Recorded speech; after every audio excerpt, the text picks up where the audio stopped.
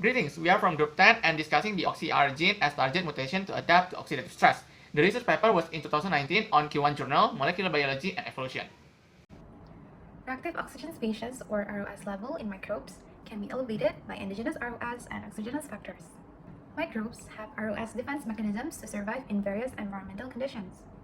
OxyR is one of the defense mechanisms where it senses peroxide's presence and acts as a redox switch to regulate enzymes expression responsible for ROS-mediated damage mitigation. In this research, the OxyR gene of E. coli and Vibrio nitrogens were mutated to find out the physiology of OxyR. In the first experiment, wild type of E. coli was divided and grown into glucose minimal media and same media with iron, while Vibrio nitrogens was grown in glucose minimal media with salts. Then, adapted laboratory experiments, or ALE, was done by exposing the bacteria to hydrogen peroxide and transcriptomics were done. To analyze the gene, OxyR and LAX-A immodulant, independent component analysis was conducted and each immodulant was identified. Figure 1c shows significant activity change in OxyR immodulant in iron evil strains, which is E. coli ALE144, compared to wild-type and glucose minimal media optimized strains, GMOS. The high OxyR immodulant activity may indicate increased expression level of genes in OxyR immodulant, and thus constitutive activation of OxyR. The growth rate of 4 mutated strains of E. coli grown in iron media was checked and it was found that these strains have a better growth rate under normal conditions. In addition, through transcriptomics, the authors found 4 mutations in the sequence. In here, with the presence of hydrogen peroxide in different concentrations, wild-type and GMOS strains have growth retardation, while the mutated strains are tolerant to peroxide by showing relatively short lag phase duration. Another figure here shows the comparison of lag phase between strains. And as you may see, dose-dependent peroxide increase in lag phase duration of wild-type and GMOS, while in the iron-evolved strains, there was relatively no effect. E. coli has an elaborate SOS response system to respond to DNA damage. Here, the authors checked the LAX-A immodulant activity under the presence of hydrogen peroxide, and the authors found high LAX-A immodulant activity in wild-type and GMOS. The depression of LAX-A regulated genes may cause the extended lag phase. In contrast, there was no significant increase in LAX-A immodulant activity in iron-evolved strains, which indicate less DNA damage. There's a hypothesis of trade-off between OxyR mutation with other traits, so in order to evaluate that, the authors do a computational simulation by calculating total protein mass, which furthermore, the growth rate will be calculated utilizing FODMAP app. Now, for the trade-off between tolerance and adaptation, it can be seen here that the GMO strains have no detectable growth at a concentration of peroxides. Now, this is hypothesized to be due to proteome allocation, which shifts away resources from stress-related functions. Now, this is measured in figure 3a with the genome scale model of the metabolism. Now, as you can see here, with the decreased growth, there is an increased expression of OxyR-regulated genes.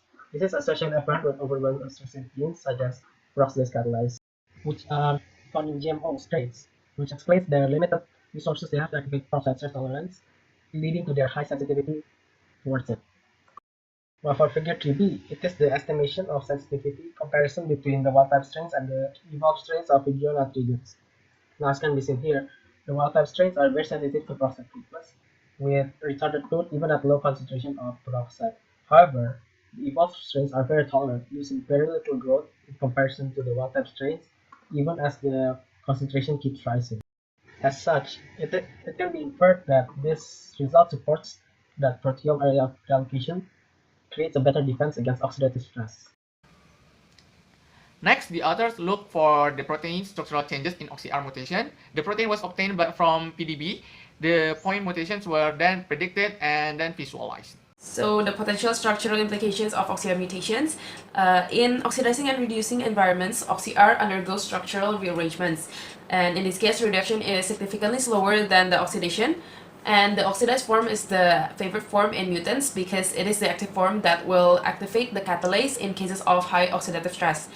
And as you can see here in the left diagram, there is comparison of the wild type with the A147E mutant. So the mutant was exposed to hydrogen peroxide, which have caused the overexpression of the OxyR as their means of adaptation. Here we see there's an addition of hydrogen peroxidase in the C199 position. This reduces the loop flexibility. So the reduction in the loop flexibility causes difficulty to reduce the oxidized state, which makes sure that the OxyR in the mutant is always in its active form, which is the oxidized form. Meanwhile, in the L200I mutant in the right diagram, there is a hydrophobic core that destabilizes the reduced form. This also makes sure that the OxyR is always in its oxidized form, which is the active form. And both the structural changes happen so that the OxyR is always active in cases of high oxidative stress. OxyR genes present in natural bacteria were compared with the online data. It was done by doing multiple sequence alignment. Subsequently, the authors desired to prove the hypothesis that the OxyR gene mutation may lead to antibiotic susceptibility.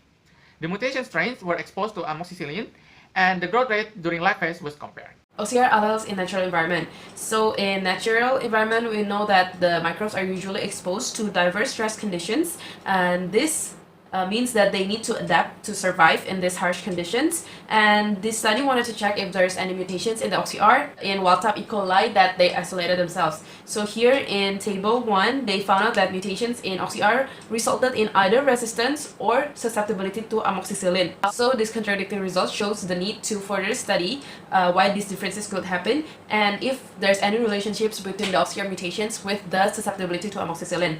Meanwhile, in the right diagram, there is figure 5 that showed that 3 out of 4 mutants showed extended lag phase, which means slower growth rate. Here we see in the diagram there is black lines which represents the wild type and the other colored lines represents the mutants. Here we see that only the green one is similar to the wild type. This suggested the potential trade-off between the resistance towards oxidative stress with the slower growth rate.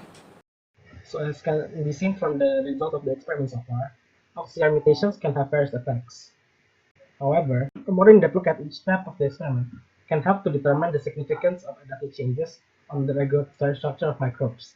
In addition, further examination might be required to attribute the effect of environmental factors toward the genetic changes that is done by the mutation.